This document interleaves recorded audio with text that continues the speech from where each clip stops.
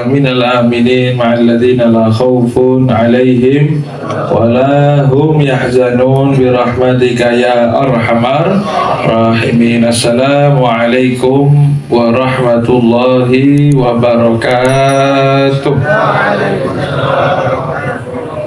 إن الحمد لله نحمده ونستعينه ونستغفره ونعوذ بالله من شرور أنفسنا ومن سيئات أعمالنا. من يهد الله فلا مضل له ومن يضلل فلا هادي له. اللهم صل وسلم وبارك على سيدنا وحبيبنا وقرة أعيننا وطبيب قلوبنا محمد مفتاح باب رحمة الله عدد ما في علم الله. صلاة وسلاما دائمين بدوام ملك الله وعلى آله وصحبه ومن والاه ولا حول ولا قوة إلا بالله. رب اشرح لي صدري ويسر لي أمري واحلل عقدة من لساني يفقه قولي. اللهم لا سهل إلا ما جعلته سهلا وأنت تجعل الحزن إذا شئت سهلا. اللهم سهل لنا حفظ العلوم وهب لنا وسع الفهم بجاه النبي المعصوم وآله وصحبه أجمعين. أما بعد.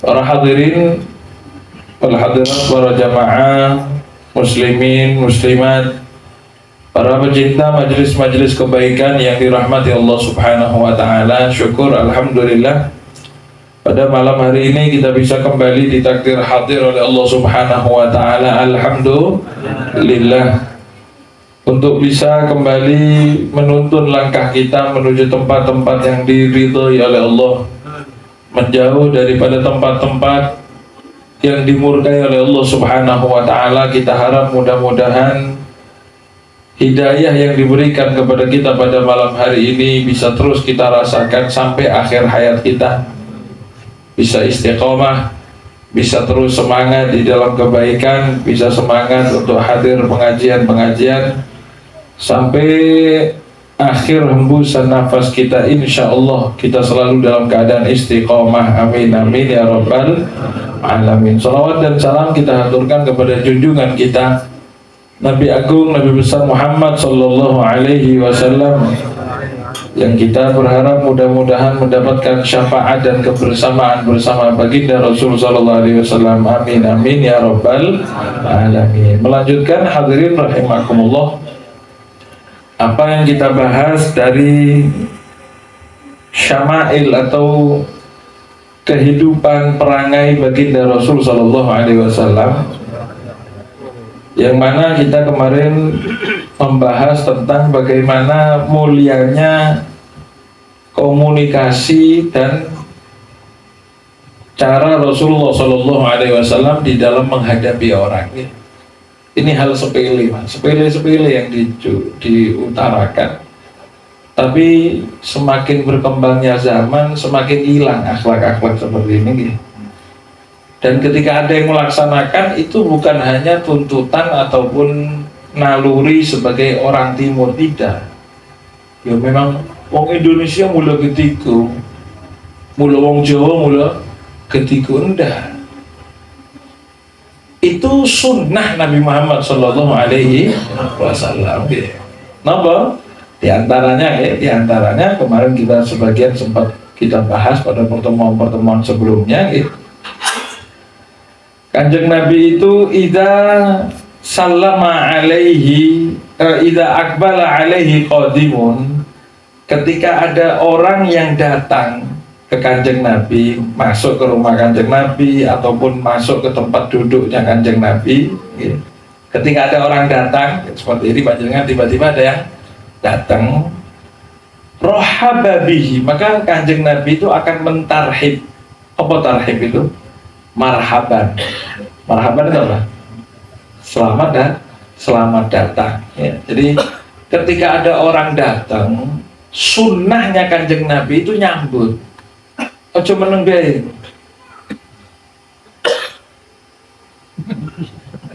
Karyaos. Ada orang datang nggak ngomong, nggak nyopo, nggak mengucapkan apapun kan gitu. Kalau bahasa Arab itu kan ada marhaban gitu. Ramadan datang marhaban ya Ramadan. Sekarang Natal datang marhaban ya Natal. Enggak betul, hati-hati. Naudzubillah min dzalik. Ada videonya sudah ramai. Marhaban. Ya tidak salah seorang itu bahasa Arab, tapi kan itu sudah lekat dengan istilah-istilah Islami kan gitu. Marhaban ya Ramadan. Nadanya dibikin sama marhaban ya Ramadan. Nadanya dibikin marhaban ya. Betul. Coba sampai lihat video. Ada itu. Itu kurang ajar. Karena kita sudah tidak punya harga diri di hadapan orang lain. Oke. Kembali ke sini, Kanjeng Nabi itu ketika ada orang datang, sunnahnya bagaimana? Marhaban. Ya udah kudu marhaban. Sampai nangguri terus moro-moro marhaban, ahlan usahlan ya hayya wal haba. Ngomong parah sih udah. Gitu. Enggak, yang penting menunjukkan sambutan gitu. Ya Allah. Kari lawas. Nah, itu bahasa yang seperti itu walaupun kelihatannya umum di masyarakat kita. Tapi ternyata itu bukan umum, tapi sunnah. Ada konco datang, ya Allah, ahlan. Kalau orang Arab ini punya ada banyak macam-macam, gitu. Ada ahlan, usahlan, ya hayya. Pak Rudi nih sampai tanya nih, ya hayya, itu di waktu umroh kemarin gitu, sama Pak Soleh, masih pul deh. Itu orang-orang Arab tuh di hotel tuh, ya hayya, ya ahlan. Tapi hayya gitu. Nah itu sambutan gitu, sambutan. Jadi kalau orang Indonesia apa? Saya belum nemu nih Pak. Ya ndak harus ya hayya, ndak harus ungkapan itu. Pokoknya jangan dingin, sambut dengan ucapan ya. Kanjeng Nabi itu kalau dikatakan ketika Sayyidina Ammar bin Yasir itu datang, beliau akan menyambut Sayyidina Ammar itu dengan kalimat marhaban bil thayyibil mutayyab. Selamat datang wahai yang wangi, yang diwangikan oleh Allah. Yang sing wangi. Ya misalnya panjenengan mungkin punya konco datang, wah, kari ganteng. Lah, yang seperti itu anggih. Kari ganteng, kari wangi ya. Tapi ini tidak wangi, tidak ganteng, tidak atus. Ya carilah yang apa namanya, yang bisa dipuji. Kari lawas. Ya itu. Jadi ketika ada orang datang, tunjukkan rasa penyambutan, tunjukkan ekspresi penyambutan, jangan diam, jangan diam. Nah ketika Kanjeng Nabi itu didatangi orang kemudian atau orang itu sallama alaihi muslimun, ada orang muslim yang mengucapkan salam, maka sunnahnya Kanjeng Nabi itu roddat tahiyyah, maka Kanjeng Nabi akan menjawab salam tersebut, dan ketika menjawab salam bi ahsana minha, dengan jawaban yang lebih bagus. Jadi kalau ada orang salam, sunnahnya bagaimana? Jawablah dengan jawaban yang lebih bagus. Contoh, assalamualaikum. Lah begitu, Assalamualaikum. Salam. Itu impas, Pak. Karena dalam ayat Allah berfirman, idza huyitum bi tahiyatin fahayyu bi ahsana minha. Kalau kalian diucapkan salam penghormatan, maka jawablah salam penghormatan itu dengan yang lebih bagus, auruduha, atau minimal sama. Jadi jangan sampai kurang. MC itu dawa-dawa, assalamualaikum warahmatullahi wabarakatuh. Waalaikumsalam. Sampai wabarakatuh mau gua. Enggak, jawabnya waalaikumsalam warahmatullahi wabarakatuh. Tapi sudah sampai wabarakatuh ditambah ya apa? Banyak tambahannya ya doa. Waalaikumsalam warahmatullahi wabarakatuh waridwanu wa maghfiratuh. Waridwahu ya minimal sama. Kanjeng Nabi itu selalu menjawab yang lebih bagus ya. Ya sebagaimana yang sering kita jelaskan gitu.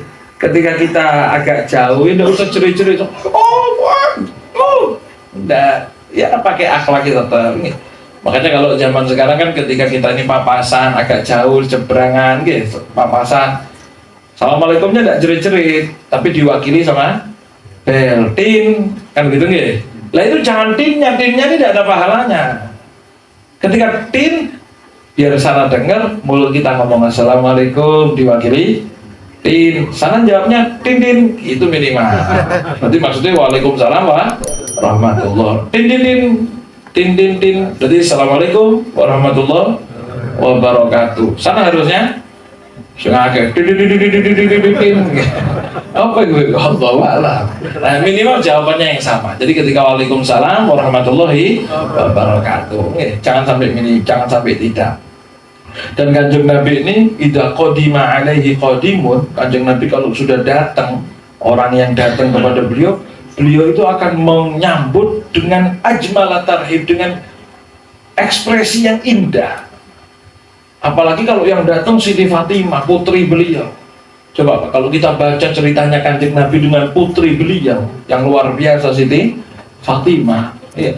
Siti Fatimah itu putri beliau, tapi karena memang luar biasa kepada ayahanda beliau, sampai mendapatkan julukan Ummu Abiha, koyok ibunya bagi ayah beliau. Bagi kanjeng Nabi itu Siti Fatimah koyok ibu. Gimana ibu itu?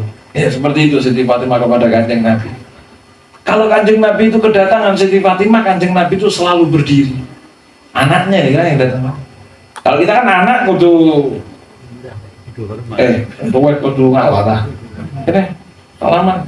Ini tidak, kanjeng Nabi melihat Siti Fatimah mesti bangun. Akan dipeluk, dicium gendengnya, didudukkan di tempat duduknya. Itu kanjeng Nabi. Begitu juga Siti Fatimah, kalau kanjeng Nabi masuk ke rumahnya, kan Siti Fatimah akan berdiri, meluk kanjeng Nabi, dicium gendengnya kanjeng Nabi, disilahkan duduk di tempatnya Siti Fatimah. Akhlak luar biasa. Dan itu setiap masuk, bukan satu kali dua kali. Jadi ngomong alah, antekan, web, anak saya sendiri, masa butuh ahlan, sahlan gitu. Memang, itu kanjeng Nabi sama Siti Fatimah tetap begitu, Pak. Beb, saya teko ipul mana, Beb? Masa butuh, tidak harus teko tonggo mana, Beb? Tidak, siapapun yang datang harus sambut, jangan sampai tidak. Nah kemudian yang penting ini lagi, idza jalasa ilaihi ashabuhu, kalau sahabat-sahabatnya kanjeng Nabi itu sudah duduk di sekitar kanjeng Nabi, di pinggir kanjeng Nabi, maka kanjeng Nabi itu yas'aluhum, akan tanya an ahwalihim, akan keadaan mereka. Jadi ketika duduk jangan terus waalaikumsalam, duduk noledok. Enggak, kemarin kita kan sudah membahas tentang salaman. Kemudian kanjeng Nabi itu akan tanya, "Endi kabare? Gimana kabarnya? Sehat? Apa kabar? Saya lama gak ketemu." Cuma ini mohon maaf, ini praktekkan kalau bukan di majelis taklim. Oh majelis taklim orang tukang assalamualaikum, Mas sehat? Endi? Wih kari maos, iya. Ya saya ngomong mangkal gitu Pak. Orang ceramah. Assalamualaikum toh. Kalau ketika ditenang-tenang duduk, ya ketika tidak ada, maksudnya tidak ada sesuatu yang memang difokuskan, sambut, jangan dia. Mohon maaf kan ya. Kadang kan di masyarakat kita nih ada orang-orang yang dingin nih, dalam berekspresi itu dingin. Jadi ya mau ada orang datang, mohon maaf, ngomongnya pas tahlilan gitu nih, beda. Ini. Ada orang datang kak, dijak salaman. Kali melit. Nah kalau harus diem, misalnya, oh ini saya ini yang lebih wibawa. Siapa yang lebih wibawa antara sampai dengan kanjeng Nabi? Kanjeng Nabi itu paling wibawanya orang. Ternyata ketika ada orang datang masih tanya, gimana kabarnya? Kelenti kabari? Bagaimana kabarnya? Sehat ah? Ya, bahasanya bahasa kita lah, terserah. Lah kalau sudah jawab, orang yang ditanya kaifa anta gimana? Misalnya orang tersebut ditanya kemudian bilang al-khair, alhamdulillah, alhamdulillah sehat, alhamdulillah. Itu kanjeng Nabi pun masih belum diam. Apa dikatakan? Qala lahu sallallahu alaihi wasallam ja'alakallahu bi khair. Kanjeng Nabi masih jawab lagi, mugi-mugi terus sehat. Sampai seperti itu Pak asalnya kanjeng Nabi. Jadi ini ayo dilatih. Jangan biasa diem kalau ada orang datang. Kalau ada orang datang, ada orang masuk, assalamualaikum, waalaikumsalam. Mesem mau pertama, habis mesem kalau bisa berdiri. Apalagi yang datang itu orang tua kita. Yang datang orang tua kita. Dikatakan di dalam satu kitab ya. Nabi Yusuf alaihissalatu wassalam. Nabi Yusuf itu abahnya namanya Nabi Yakub. Nabi Yakub itu punya anak banyak. dikatakan anaknya 11 atau 13 kalau tidak salah riwayat. Jadi Nabi Yusuf ini kan keturunan orang yang banyak anak, kan ya jelas ya. Ternyata Nabi Yusuf itu tidak punya keturunan. Tapi Nabi Yusuf itu tidak ada keturunannya. Sama keturunan Nabi Yusuf tidak ada. Tapi kalau di samping-sampingnya keluarga Nabi Yakub masih keturunan sampai ke Rasulullah SAW itu. Ya. Tapi kalau Nabi Yusuf tidak punya keturunan, dikasih ujian oleh Allah tidak punya keturunan. Dikatakan dalam satu kitab, sebab Nabi Yusuf itu tidak punya keturunan gara-gara ketika Nabi Yakub datang setelah perpisahan lama begitu, Nabi Yakub datang, itu Nabi Yusuf tidak berdiri nyambut Nabi Yakub. Tidak ngadeg, sepisan abahnya datang langsung dihukum sama Allah tidak punya keturunan. Itu kelasnya Nabi.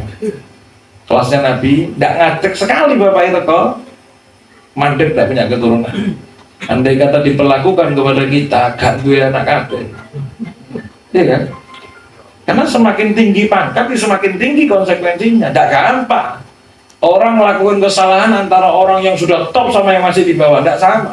Makanya kelasnya Nabi itu begitu satu kali tidak berdiri, langsung dihukum tidak punya anak. Nabi Yusuf. Apalagi yang datang itu orang tua, yang datang itu guru, yang datang berdiri, sambut. Ya. Makanya kan akhlaknya kita ini diajarkan ketika ada yang datang orang soleh berdiri, kecuali di dalam majelis. Ketika di dalam majelis yang hanya yang dilewati saja itu yang berdiri, yang lain diam. Kecuali memang beliau itu orang-orang yang memang paling terpandang, yang pantas semuanya berdiri sampai majelis itu berhenti baru mundur. Tapi selain itu enggak. Walaupun orang sepuh, orang alim, ya sudah yang dilewati jalan. Kenapa? Karena majelis ini perlu kekhusyuan juga. Jadi walaupun orang alim yang datang, ketika beliau lewat, monggo beliau taruh di depan, silahkan di depan. Tapi majelis ini jangan bergerak, apalagi ketika baca sholawat. Masuk sholawat hilang gara-gara 1-2 orang. Apalagi yang lewat tukang bakso, Pak. Ding ding ding ding ding ding ding. Oleh kabeh. Nanti ada yang lewat, oleh lagi. Nanti ada orang mindah kipas, oleh mana. Ada orang mindah ngangkat teh, oleh semua.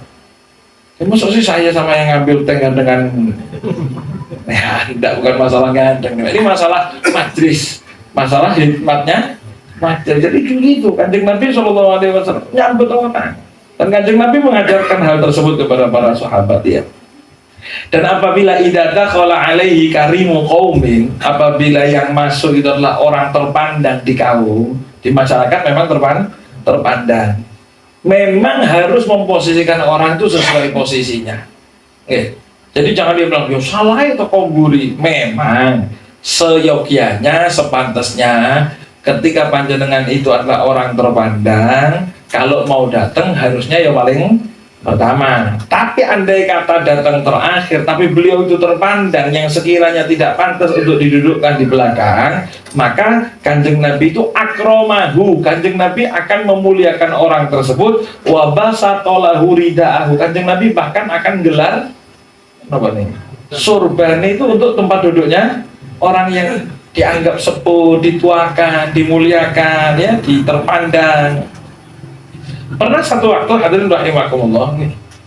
Makanya kalau ada orang kadang-kadang bilang, wah Pak Lurah kok kaset moro-moro nangar. Ya memang harus dimuliakan begitu.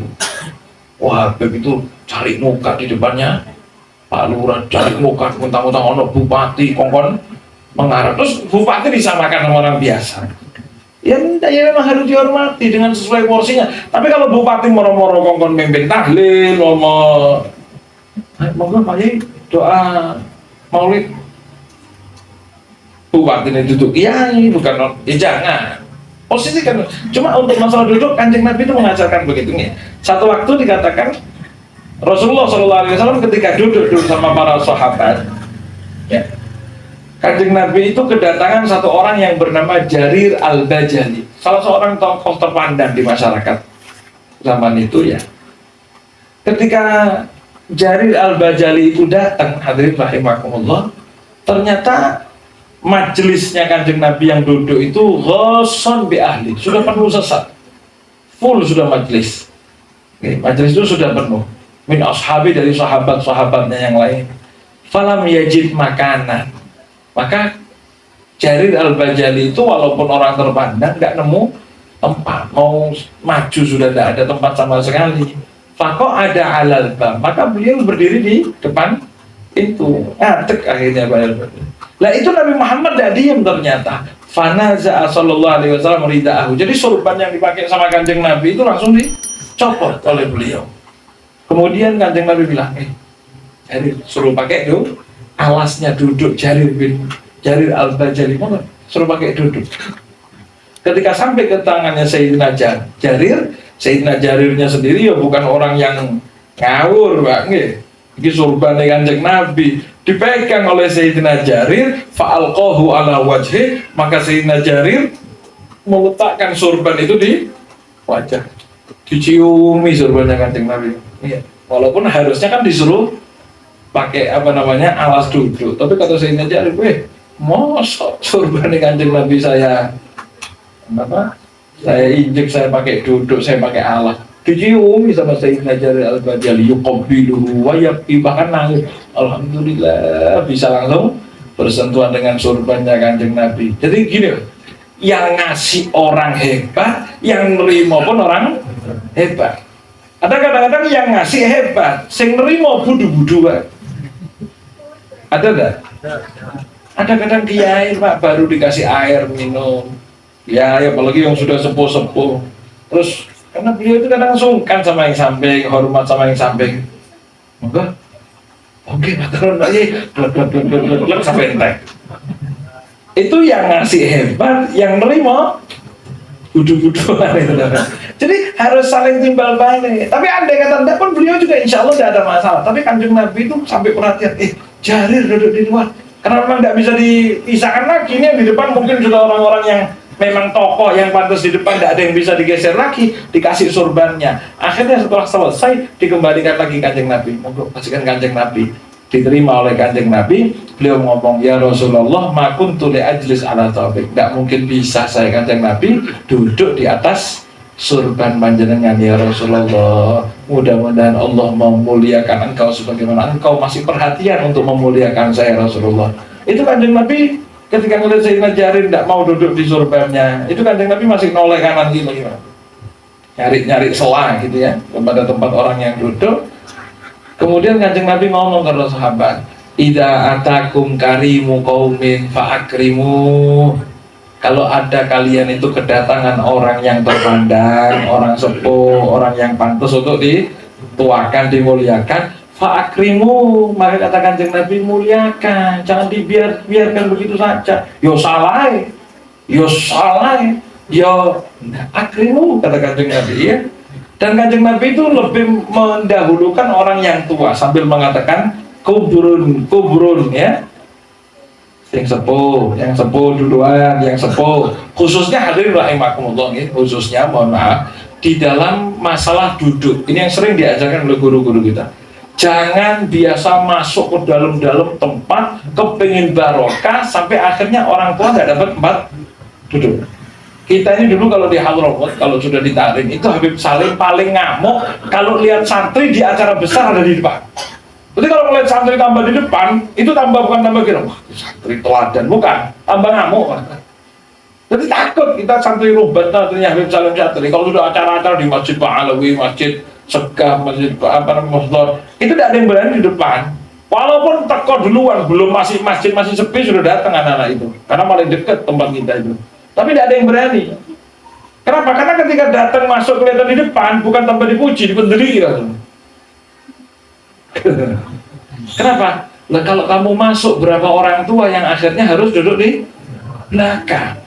Duduk tetap di luar, tapi niatmu kepingin masuk di dalam, malah kamu dapat dua pahala. Yang pertama, pahala niatmu yang kepingin masuk akan disampaikan oleh Allah. Yang kedua, pahala hormat kepada orang tua. Tetap berarti malah hebat. Jadi jangan dipikir yang duduk belakang itu elek. Enggak, kadang-kadang ketika duduk belakang saya ada yang tua-tua biar masuk. Itu yang pertama. Yang kedua, ketika kita ini masih kerasa muda ataupun yang masih kuat, jangan biasakan duduk nyender selama masih ada orang yang tua. Atau kalau memang mau nyender, ya langsung harus perhatian. Begitu ada orang tua, tanpa diminta harus berdiri. Ya, kalau di istilahnya orang Arab itu senderan hanya untuk yang sudah miring, bungkuk. Alias yang lebih orang sudah tahu. Kalau yang masih bisa tegak, tidak boleh nyender, karena sudah punya apa namanya, yang sudah punya punggung tegak sendiri, gitu. Itu kalau Al-Habib Hasan Asy-Syadzili itu hadirin rahimakumullah, dulu saya paling sering diomongi sama guru saya Al-Habib Rahman bin Syekh Latos. Beliau itu ngomong begini, ijlis fi mahallin la yuqalu lakakum, duduklah kamu. Jadi ketika masuk memposisikan tempat duduk, itu kata beliau begini, duduklah kamu di tempat yang sekiranya tidak ada orang yang bilang ngatekoh. Jangan. Jadi duduk sesuai porsinya masing-masing. Yang tua jangan duduk di belakang, yang muda ya jangan ngalung duduk di depan. Kadang-kadang begitu, yang muda lama ke depan, yang tua aleman minta di maju, nongol. Padahal nanti hati, masuk tadi dari kokon ngaju aku, tidak disuruh jangan. Kata beliau jangan duduk di tempat yang akhirnya nanti kamu disuruh berdiri, langsung duduk. Kalau memang kamu pantas di depan, ya sudah maju, amit maju, tidak usah di belakang duduknya, ayo eret-eretan. Atau yang muda duduk di depan, akhirnya ketika ada orang tua, jangan. Apalagi urusan nyender ini biarkan yang sepuh-sepuh ya. Masalahnya masyarakat kita, mohon maaf ya, ini yang seringnya. Kalau sudah duduk ini kan keliling ngikuti pagar. Kalau ruangannya besar, aulanya besar, ya sudah duduknya di pinggir semuanya. Satu nih, pokoknya nyari senderan. Tengah ini kayak tidak ada gunanya. Ya, ada tidak gitu? Hampir semuanya begitu. Tapi tidak maju ke depan, duduk di samping, duduk yang rapi di depannya. Walaupun tidak nyender, duduk, tidak ada masalah. Ya. Sehingga jangan, kadang-kadang sudah, monggo majuan. Monggo. Ini tuh ya. Berdiri yang betul, berdiri. Tidak usah malu, tidak sungkan, saya tidak mau, tidak enak di depan. Kalau memang itu bukan tempat khusus orang tua, tidak apa-apa duduk di depan. Malu-malu di dalam duduk majelis itu bukan bagus. Ya, Habib saya di belakang saja. Kalau memang bisa di depan, kecuali tempatnya orang tua, sampai bukan tempatnya nyender duduk petenteng, tidak bagus. Tapi kalau memang itu untuk kebaikan maju, bisa, pantas, silakan maju, tidak ada masalah. Jangan nyari yang belakang. Dulu di zamannya sahabat Nabi itu, ada 3 orang yang datang ke majelisnya Rasulullah. Ketika itu masjid sudah agak penuh. Kemudian dari 3 itu datangnya bareng, kemudian yang satu noleh ke depan, lihat, ada yang lowong di depan, tidak ada yang ngisi. Akhirnya beliau itu pamit, tidak ada yang maju masih, kan tetap dia orang. Sehingga orang tersebut maju sampai akhirnya duduk di agak ke depan, maju duduk. Yang satu duduk, langsung duduk di belakang. Ini tempat belakang itu duduk. Yang satu lagi, pol, guys, pulang. Karena ngerasa sudah pol, ada apa saya mau hadir tapi di belakangnya sekawan, mulai wes pulang. Itu Kanjeng Nabi ngelihat mesem, selesai pengajian, Kanjeng Nabi ngomong begini, tahu enggak kalian 3 kabar saudara kalian yang tadi datang di tengah-tengah majlis? Gimana ya Rasulullah? Maknanya begitu ya. Gimana ya Rasulullah? Amal awal, adapun yang pertama, dia itu cari cara mendekat kepada Allah, maka Allah mendekat kepada dia. Itu istilah saja, kiasan. Bahwasanya ternyata duduknya kita di majelis itu juga penilaian sebagaimana kita mendekat kepada Allah. Ketika kita ini berusaha untuk maju, apalagi datang awalan atau datangnya akhiran, tapi ngelihat kok kosong, tidak ada yang ngisi eman-eman, maju ke masjid ngelihat maju kan, tapi dengan syarat memang kosong ya, bukan langkah-langkah ya orang terus ngomong minggir-minggir, enggak. Memang kosong, tidak ada yang ngisi, maju karena ingin lebih dapat fadilah untuk di depan. Apa kata Kanjeng Nabi? Sebagaimana dia berusaha maju kepada Allah, Allah juga berusaha maju mendekat kepada dia. Yang kedua kata Kanjeng Nabi, yang kedua itu dia malu-malu sama Allah, maka Allah juga malu-malu sama dia. Jadi ternyata wis nang kene ae, wis nang mburi ae. Itu nanti kalau misalnya diistilahkan dikei rahmat ya. Yes, saidi ae, sebagaimana dia malu-malu sama Allah, Allah juga akan malu-malu sama dia. Itu kata-kata yang tadi. Adapun yang ketiga, dia berpaling dari Allah dan Allah juga berpaling dari dia. Jadi tempat duduk kita itu ternyata bentuk mendekatnya kita kepada Allah Subhanahu. Tapi dengan catatan jangan sampai ngelangkai orang, jangan sampai akhirnya orang tua tidak kebagian. Tapi kalau normal seperti ini silakan maju. Oke, seperti ini kan monggo, oke, maju, tidak ada masalah. Tapi ya juga kalau sudah maju jangan hanya yang wuri, mungkin nilai cedek atau kayak gono terus noleh nanggung, enggak, sudah yang penting berusaha maju. Sallallahu alaihi wasallam. Hadirin rahimakumullah, wa kana sallallahu alaihi wasallam, dan kanjeng Nabi itu akhlaknya coba kita lihat. Yabsutu li julasaihi bisatal intilaqi syar'i al-mubah al-qaul wal hal duna an yakbitahum bihalihi aw yakbitahum biqalihi. Kanjeng Nabi itu akan luwes di dalam duduk bersama orang lain. Sumringah kanjeng Nabi. Apa sumringah nih? Hah? Sumeh. Apa mana itu? Jadi apa kata beliau di sini ya? Sumringahnya beliau itu sumringah yang memang diperbolehkan oleh syariat ya.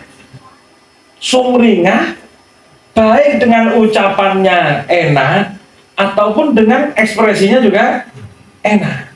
Sehingga orang yang duduk bersama kanjeng Nabi itu tidak terasa tidak terasa risih atau kaku, tidak bisa apa-apa.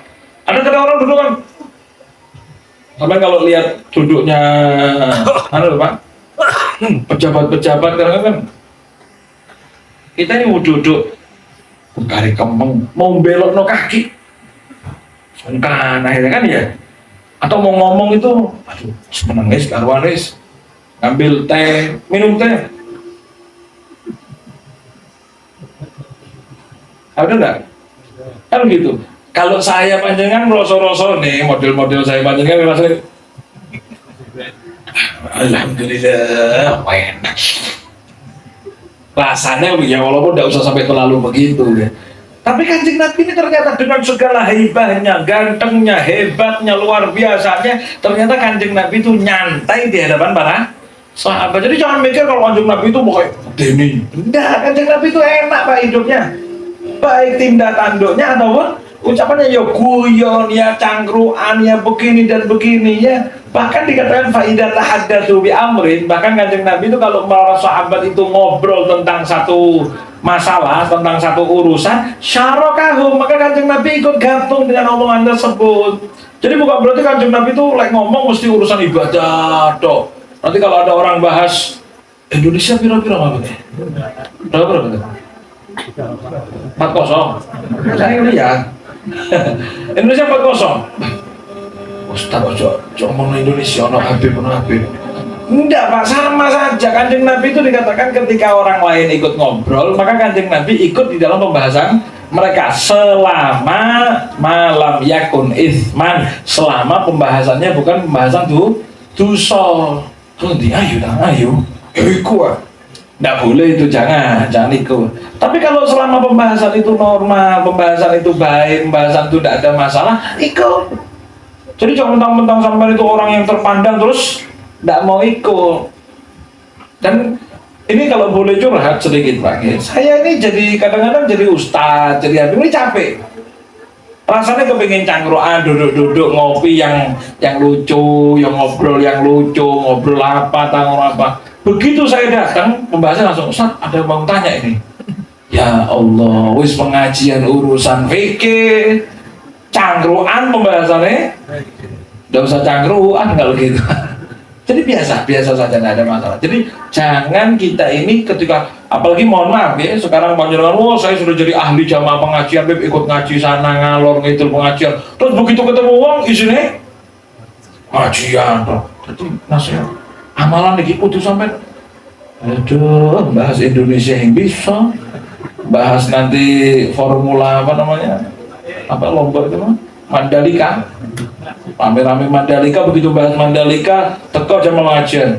Mari turun. Mari pembahasan nasihat maning. Jangan, disuka bahas Mandalika. Bahas wong ayu, jangan, haram. Tapi kalau membahas yang normal, sampai dikatakan di sini ya, kata Sayyidina Kharijah bin Zaid.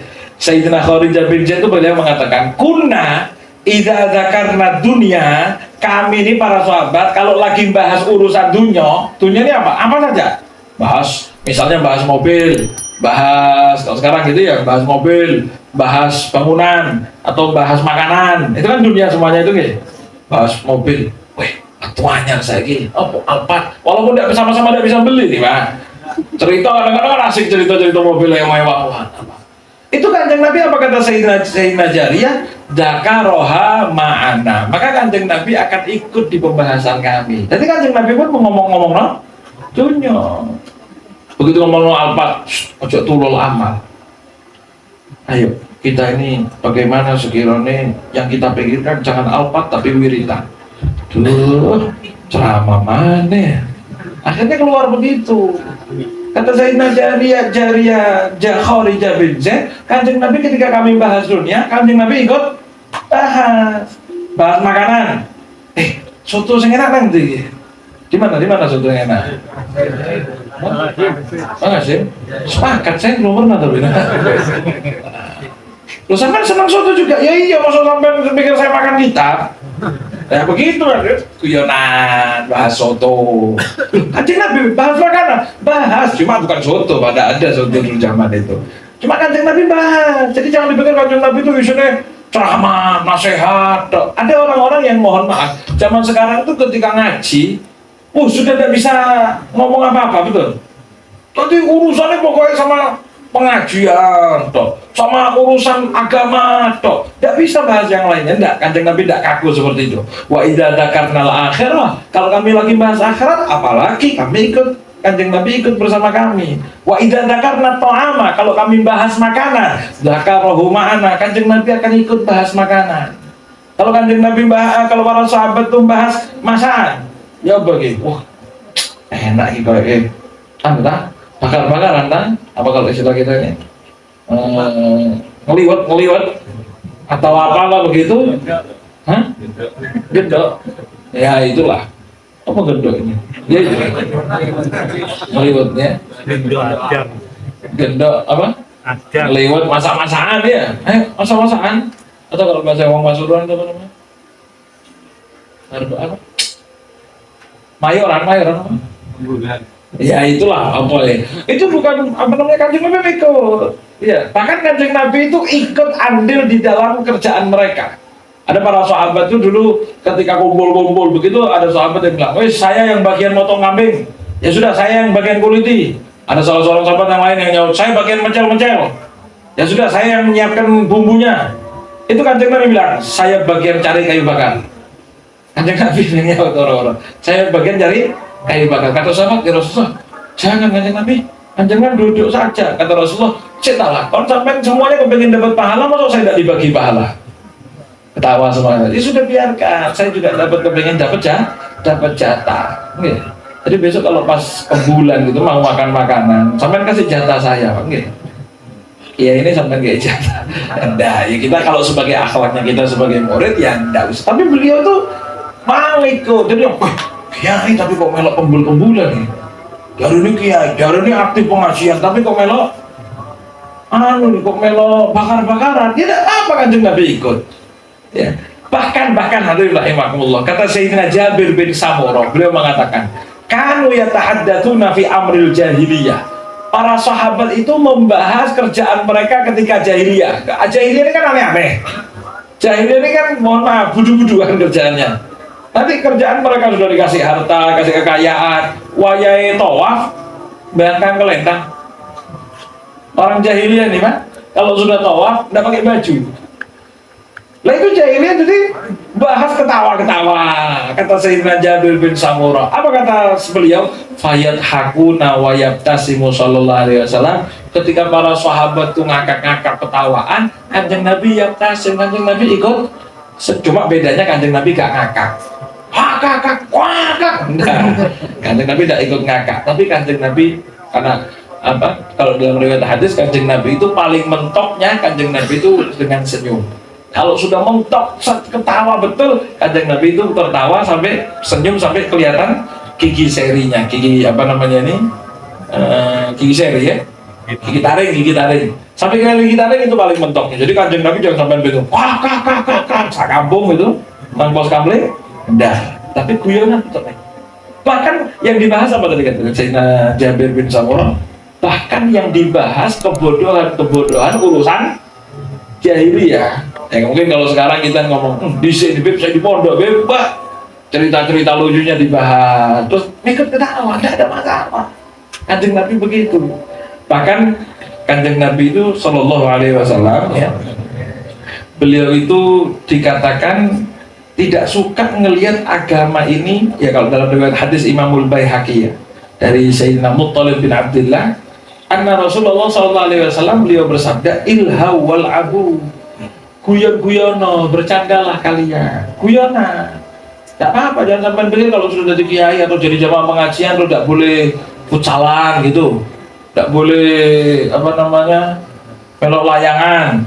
Tidak boleh silakan, tapi yang pantas ya, yang pantas boleh silakan. Kuyono kata-kata Nabi. Kenapa? Fa inni akrahu an ara fi dinikum ghildzatan, karena saya tidak suka kelihatan di dalam agama kamu itu kelihatan kaku. Jadi Kanjeng Nabi ngomong apa?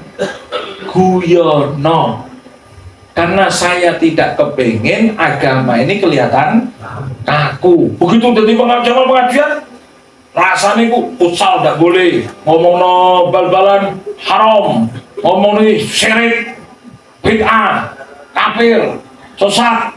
Begitu ada orang ngomong no panganan, kau nak guna nih, ngomong pengajian nih, tinggalan yang seperti itu Pak. Mau niru sopo itu? Kanjeng Nabi tahu, agama ini jangan sampai kelihatan kaku, guyon. Tapi jangan terlalu guyon, namun waya sholat ngakak, pengajian ngakak toh ndak di sini dah. Jadi ketika sudah bukan waktunya serius, guyon silahkan ya, karena jangan sampai agama ini kelihatan kaku. Yang monggo urusan dunia silahkan, nanti waktunya guyon, nanti waktunya bahas masalah makanan, nanti waktunya rujaan, mengikut rujaan, nggak usah sungkan ya. Lebih saya ini Pak Haji saya gitu, mosok Pak Haji melok Pak Haji karyawan. Kanjeng Nabi pangkat yang tidak bisa dicari itu sudah Pak. Kalau Pak Haji setiap tahun ratusan ribu orang yang dapat pangkat Pak Haji, tapi Kanjeng Nabi tidak ada pangkat yang bisa. Ternyata Kanjeng Nabi ya ikut sama seperti itu. Andai kata dalam zaman Kanjeng Nabi itu rujaan ya melok rujaan, cuma mangganya tidak nyolong yang katanya orang ya. Naudzubillah min dzalik, sing ngomong kok ngono ya. Kanjeng Nabi yo nyolong ngawur ya. Jadi ayo gimana ya, kita bisa praktekkan ini. Kan ini pulang dari sini langsung bisa praktek ya. Jangan ketemu konco di pinggir jalan, go lam. Oh parah, karya harus gak nyoba. Ya kan harus kita jawab. Kan begitu Kanjeng Nabi ngajari tanya, apa kabar, sehat? Kalau sudah dijawab sehat, alhamdulillah, mudah-mudahan terus sehat. Gimana anak-anak, lancar tak kekune, lain sebagainya.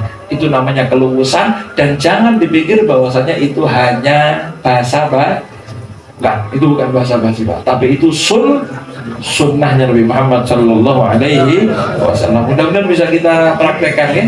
Mudah-mudahan bisa kita contoh Nabi Muhammad Sallallahu Alaihi Wasallam pelan-pelan di dalam hidup kita.